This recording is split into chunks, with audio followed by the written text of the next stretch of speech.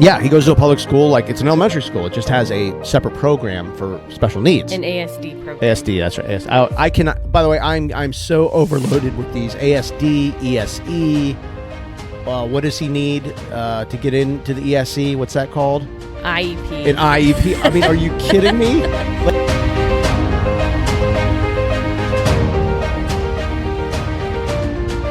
The first cup of coffee is always the best. They're never as good after the first one. I've only taken a few sips. Oh, so good. But you know it's all downhill from here. By the way, the house is really quiet for 7:30 in the morning. I know, it's a little scary. I mean, really quiet. Like, is anyone else even here right now? Well, I gotta make sure everyone's up by 8 at least. All right, well, you've got 28 minutes. All right, let's go. All right, go. Drink your coffee and go. So we're losing a therapist this week. A speech therapist. Cal has had her for 2 years. That's this week? Yes. What about a 2 weeks notice? Goodbye, Ashley. They don't do 2 weeks notice in therapy? She tried to, but with COVID, she missed a week. So she had to tell me over the phone, which she didn't want to do. Now we're blaming COVID because you can't do a 2 weeks notice. Oh, we love Ashley. He's not going to understand, though, and he knows his therapist and their schedule. She really is great, by the way. And he asked for her when she's not around now. That's how you know he's connected. Like, sometimes his ABA therapist will leave, Lolo, and he'll say, goodbye, Lolo, and then Lolo will leave, and then he'll turn around to me, and he'll go, come on, Ashley. Come on, Ashley. I know. And I'm like, so cute. Ashley's not coming today. That's tomorrow. He does. He loves them. So she's out, and then a replacement is in, or we have to wait to get a replacement? She said there is somebody replacing her, but she doesn't even know her name, and I have not gotten a phone call yet. So that'll be interesting. I don't even have a schedule for that person.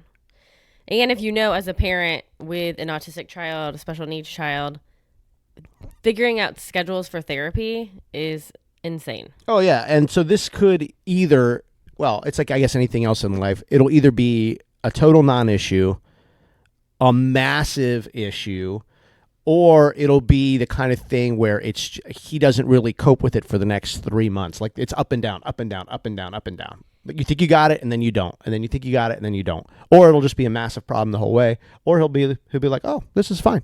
Or he won't like the person. Well, that's what I mean. It'll be a massive issue. Yeah. And he'll just be like, no, I don't want to do this anymore. Yeah, it's going to be interesting. That's never fun. I really thought this was next week.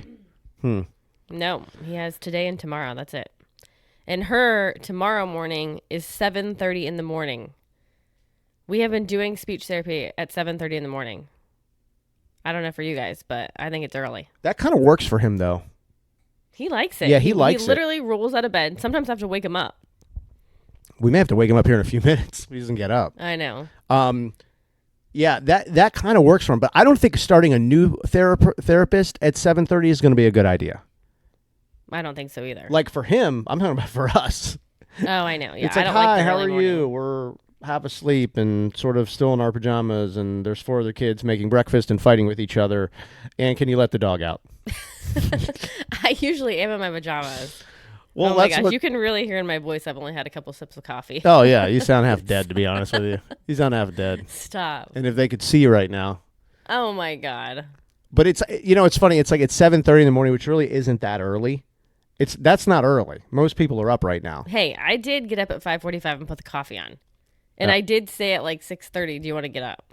I heard you. Yeah, you ignored me. So I'm like, well, he's sleeping. I didn't ignore you. You knew I was awake. I was sort of just thinking. I was laying in bed thinking. Well, you didn't respond. So I I'm got like, up okay, at 5. I'm going to go back to sleep. No, I got up at 5:30, and it was like, it's really cold. Like, this part of Florida, this time of year should not be this cold. And it's been pretty cold the last couple of days. And I was sitting there laying in bed, and I was thinking to myself, man, I should probably enjoy this. Because this is gone in a week or two. Like, this isn't going to last, you know? Well, and that's what I said to you last night. I'm like, look at all these places in the United States snowing. I'm like, I don't even know if he would like snow. You know? He's not used to being cold. We were thinking about that because a couple years ago, I think we had an opportunity to move to a couple different places. And we were talking about all these places that we could move to. Yeah. And we kept going back. We were talking about weather and Cal's therapy. Most important, it was like, could he get what he's getting here? ABA therapy, the other therapies, the school he goes to. It's a full day of school, and a lot of places don't even offer that. in other states and stuff like that. Like there's a program he could go to for an hour a day. Yeah, and he's at a public school. I mean, Yeah. it's free. Yeah, he goes to a public school, like it's an elementary school. It just has a separate program for special needs. An ASD program. ASD, that's right. I cannot. By the way, I'm so overloaded with these ASD, ESE. What does he need to get into the ESE? What's that called? IEP. An IEP. I mean, are you kidding me? Like, are you? ASD is autism spectrum I know disorder. what it is. And then ESE. I'm not sure what that is. Exceptional student. I don't know. Yeah, but it's really special education. That's what it means. But Yes. they make it sound different than what it is. Well, I think it also maybe goes for gifted kids too. Well, that's what I'm saying. They make it. Yes. Yeah. I know it's confusing. It's a scam. I mean, I'm just. There's another one besides IEP too. I forget. Yeah, there is. There's another Yeah. code word. Yeah. Yeah. I actually saw a meme, and it was basically like, on top of my acronyms for my dumb job, I also have to remember, because every job has like sayings, oh, we have to do this 435962. Oh, well, I did that with a 5873. Yeah. And they're like, oh, well, just counteract that with an H4 WY. And then like on top of that, I have to remember ESE and IEP and whatever. But Charlie, our oldest daughter, she's also in like a gifted program. Right. Well, she is also in this parts of this ESE. They will send things home and they're like, hey, this is for your ESE student. I'm like, well, just tell me which one. Like, Well, she actually read it before and she's like, am I autistic? And Yeah, I was I know. like, no, it's all part of the same program. Like she actually can qualify for the McKay and Gardner and stuff scholarship. Yeah, well, it goes back to they're just figuring this out like we're all figuring this out. And I think for the school people, I don't even know who set this up originally, but it was just like, since this is a unique circumstance, let's put them with the other unique circumstances, although it's very different. Oh yeah. You know what I very mean? different, yeah. So, but yeah, there are, I can't be the only guy that gets screwed up with all these sayings. And Well, and I'm still learning. even in looking at like the school board and maybe running for the school board, I'll get messages from parents who are obviously a lot more knowledgeable about the inner workings of this because they've just they've dealt with it longer, or they have multiple kids in ESE, and they use a lot of these words, and there's other words and codes and everything, and I'm like, I got to research this. Like I don't know. Like I think I know what you're saying, but I have to make sure that I think that I know or I know. something. I'm trying to think of what the other one's called besides IEP. But Yeah. somebody would be like, do you have this? And I'm like, I think so. Because I'm just learning. He does pretty. You know what? It's funny in the mornings. Like he does pretty good getting up and getting rolling. There's not a lot of time where it's like you have to really get him motivated to start today. He's ready to get up, get dressed. He really wants his breakfast pretty quick. I mean, he goes through Baby Shark. He sings that. He'll sing it 15, 20 times probably before he leaves the house. Well, and he likes to leave the house. Like, he likes to go places. And Yeah. He actually, yesterday was Martin Luther King, so he stayed home from school. And he was saying, school, school. So, hopefully, he has a good day going to school. Our You ABA just never therapist says, and I really kind of agree with her, these long winter breaks for special needs is really tough because they fall out of that routine, and that does mess with him. 2 weeks in winter. And then, like, we just had MLK, it's like this time of year, it's hard for them to really get back on track. And then the winter break, a few weeks before that, there was a week off for Thanksgiving. Yeah, it takes him a good week or two to get back on track after Right. Christmas break. Yeah, every week or two they're out. There's another week or two that they have to sort of get rolling again, and it's tough. I mean, November, December is tough It is. for the routines and the drop-offs and the pickups and Which makes our life a little crazy, because if he's having a bad day, then everyone can have a bad day. yeah. It's funny. I was reading this thing about. Do you think he needs his iPad to go to bed? Like, does he need it? No. Because like last night he didn't really want to go to bed, but he was kind of more just clowning around. Yeah, that's his new thing right now. Yeah, he wants to pretend he'll like, good night, goodbye, and then he'll go into his room and then he'll run out. And then like, did everybody notice me run out? I'm not sleeping and I'm here to play. Well, and just the other day he fell asleep. We were watching TV or sports or whatever, but he fell asleep on the couch, which he never does. But Ever. it's like he wanted to be a big kid. He wanted to hang out with the whole family. But no, I don't think he needs his iPad to fall asleep. I use another iPad The one that was given to me from that foundation that sits on his shelf with music. And it's like nighttime music, calming, yes. relaxing nighttime music. Yeah. It's sleeping music for babies. Yeah. So he needs that to fall asleep, but not the actual iPad to play with. I think that's actually what we type in to the YouTube bar. It is. It's sleep music for babies. Yes. Yeah, and it's just very. It doesn't. You don't have to be a baby. It would put us to sleep. It's very relaxing. It's fish and just noise. Yeah, it's like an aquatic scene, and then noise for the kids to go to bed. But I was reading this thing about. I'll post this link in the show notes. Which I got to get better about doing more detail on the show notes, and then we have to update our social medias. Yes.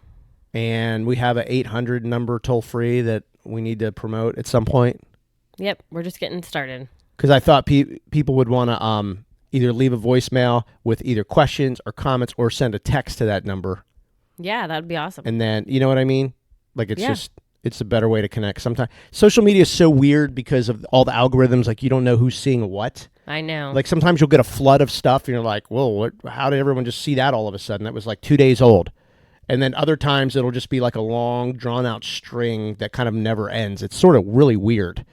So I thought maybe having a number where people would leave a voicemail, comment, or a question. Probably just more comments. Well, questions too, but because you never know. Yeah. You never know what people have to say. Exactly. Like that's good, that's not good, try this, don't do that. Here's what works for me, here's what may not work for you. That kind of stuff. But I found this article about screen time and nighttime with children with autism. And so this article kind of I think a lot of the iPads, I think for a lot of autistic kids, and we do it too, when there are meltdown moments, it's like, hey, will your iPad make you feel better? And there are a lot of times that yes, it will.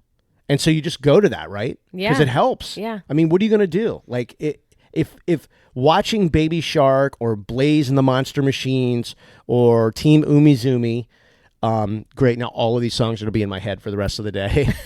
You can't say these things without singing the song in your head. You know what I mean? I know. Umizoomi. But he does have his special things that make him happy. Yeah, and so you just go, okay, well, this will make you happy. I don't want to see you crying and hyperventilating and, freaking out and biting yourself. So just take this. The problem with that is then we the parents, get sort of addicted. Like, oh, I see a meltdown coming. Here's an iPad. Right. But what are you going to do? Like, there's certain things that make him, certain things that keep him occupied. It's his iPad, Play-Doh.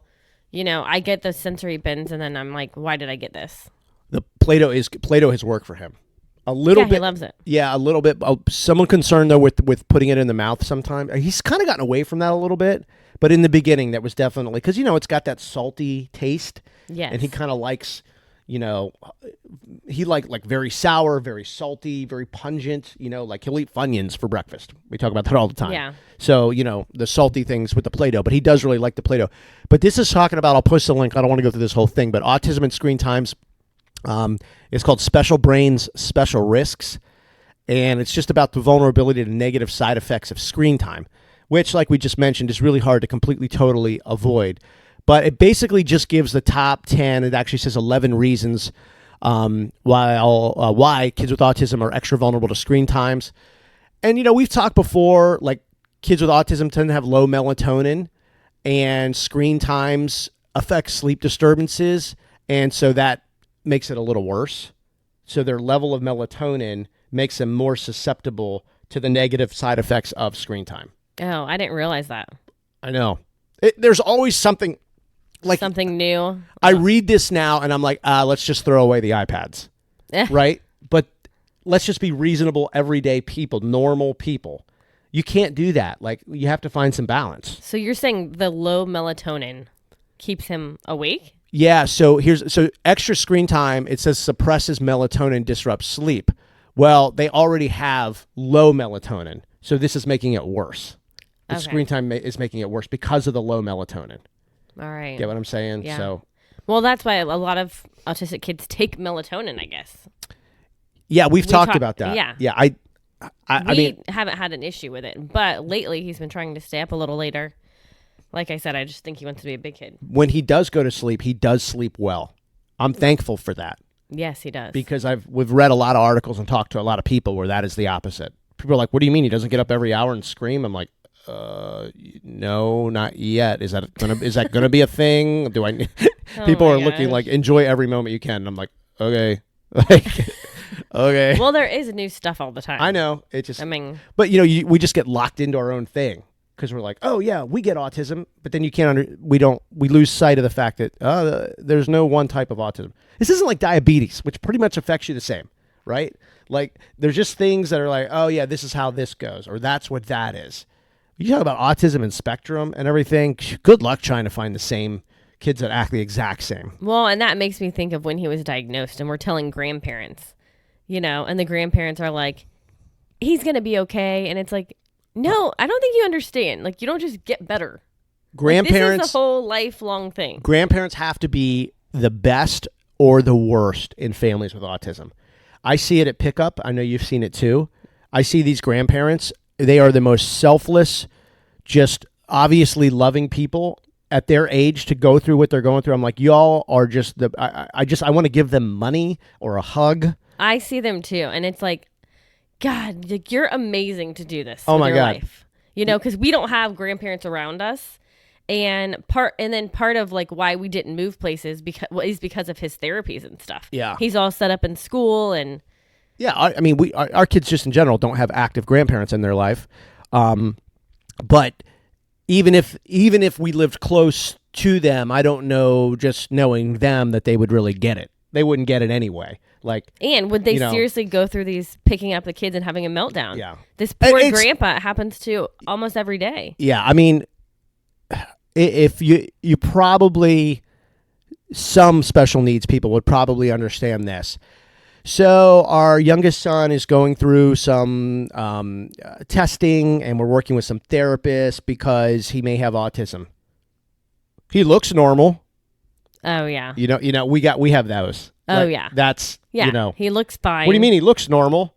It's like, okay, well, now, but here's the thing. In fairness, I would have probably been that guy saying that 5 years ago. I mean, I just probably would have. I would not have said it out loud. I know that, but in my mind, I'd have been like, really? Like, it looks normal. Like, I don't know what you mean, because I just don't know. I know. And well, that's the hard part about it. I know. They're like, oh, look at his pictures. He looks so good and normal and happy. And I'm like, oh my God, good and normal and happy. Well, even like when you're out Your in public, phone's going off. I just don't know if that's important. I know. No one's coming here right now, right? No, it's my Walmart pickup. Oh. Well, now I'm confused that therapists are coming and it's 7:45, and I'm like, but that's not today, right? No. Okay. And I text Charlie this morning. All right. Anyways. I just didn't know if somebody was at the door, and I'm like, well, if someone's at the door and the dog isn't barking, then give the dog away, because what's the point? The dog is asleep. We do have he's a nice snoring golden right retriever, which actually Cal can pull on him and do all this stuff, and he's so nice. Last night we were watching the football game, and Cal grabbed the remote and went over and goes, hi, Barkley. And Barkley just looked at him, and Cal took the remote and smashed it on his forehead, and Barkley just stared at him. And I'm like, okay, why would we do that to Barkley? Oh, he did kiss him after. He's wagging his tail. He just likes to be talked about. I know. Anyway, so this list real quick. Like I said, I'm not going to talk too much about the whole thing, but I think it's important just because sometimes we get really obsessed with screen time and kind of just side arming the iPad or the iPhone, whatever. They also talk about arousal regulation issues, which is like a stress response, and kids with autism are prone to that, so the screen time makes that worse. Inflammation of the nervous system. This is the kind of stuff that really freaks me out. I'm like, inflammation of the nervous system, what is that? Well, it has to do with stress hormones, and again, it goes back to the melatonin, but screen time increases inflammation. Isn't that crazy? Inflammation in the brain?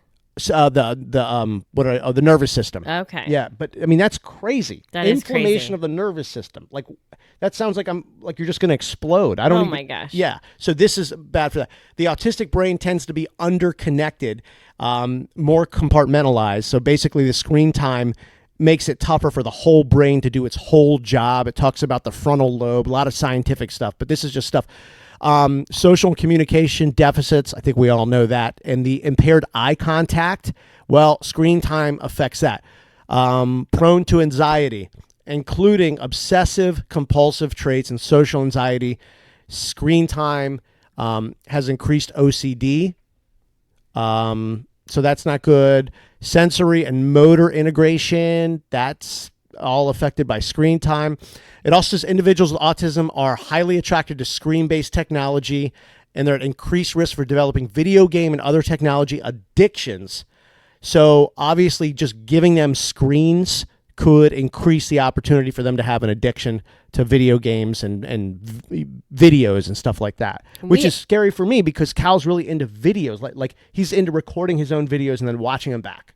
Yes, he is. So I won't go through the rest of this, but fragile attention systems and there's a lot of other things, but it's kind of an interesting, good morning, Austin.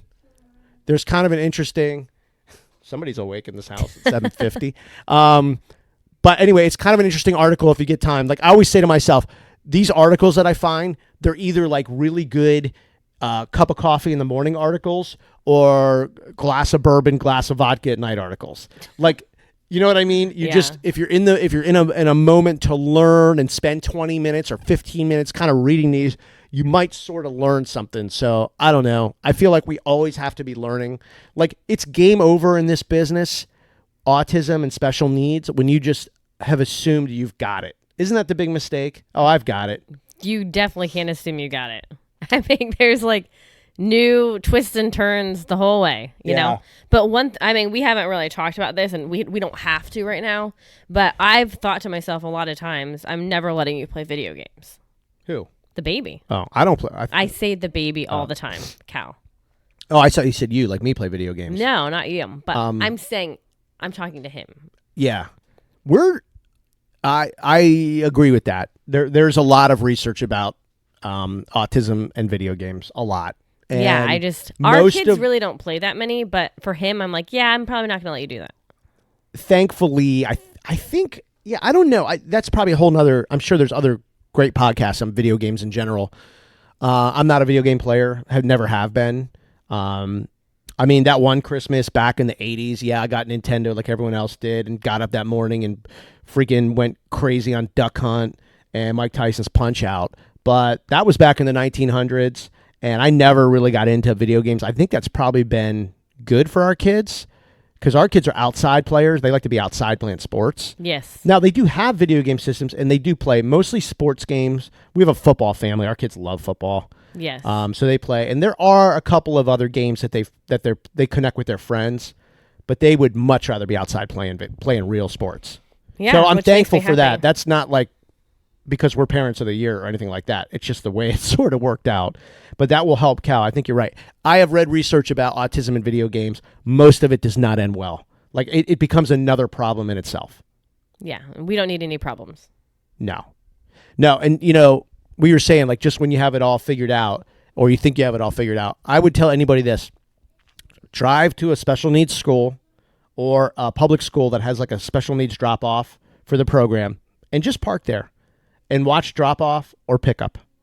If you think you've got it all figured out in your life, just go ahead and pull in. Go grab a cup of coffee and just pull in, and just take a look at what happens when you drop off your special needs kids or when it's pickup at the end of the day. Look at what the parents go through, the kids go through, the teachers, the teachers' aides, the administration, the school resource officer sometimes have to go help. Like, go take a little look at what's going on. If you think you've got it all figured out, whether you're you're not a special needs parent, just a parent, or a special needs parent, because like we get in that rut too, where it's like, yeah, we got this. Like it's going, it's all good, and then like Mount St. Helens erupts, and it's like, oh my god, like I didn't see this coming, Well, and we just came off a 3-day weekend, so like his therapist said, that screws everything up. Yeah, it's funny. So I don't know what today's gonna bring. No, and you made a great point. He asked for school yesterday, but we don't know. That was yesterday.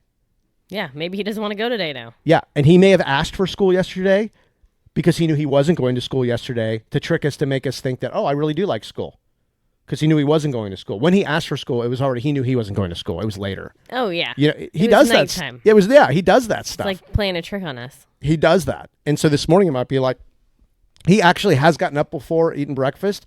And I'm like, hi, Cal, good morning. And he goes, good morning. No school today. And I'm like, uh-oh. But he'll do it kind of. It's terrible when you're like scared. What's going to happen? But it's funny sometimes. But you said, like, you get the anxiety. Like, the anxiety for me is different.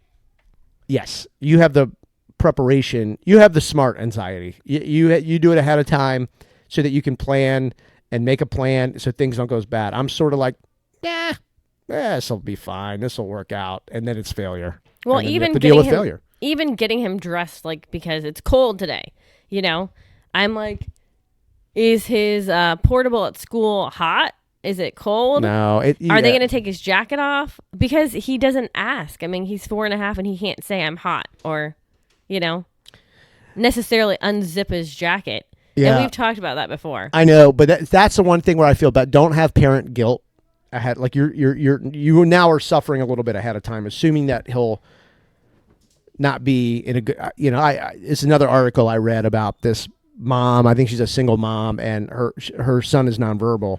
And he'll wake up in the middle of the night holding his head, his ears, and shaking, and he's in pain. His mouth is open, but he can't say what's wrong. And she said it's like her worst fear in life. It happens 2 or 3 times a year. And she's like, what's wrong? An earache, a headache, a nightmare.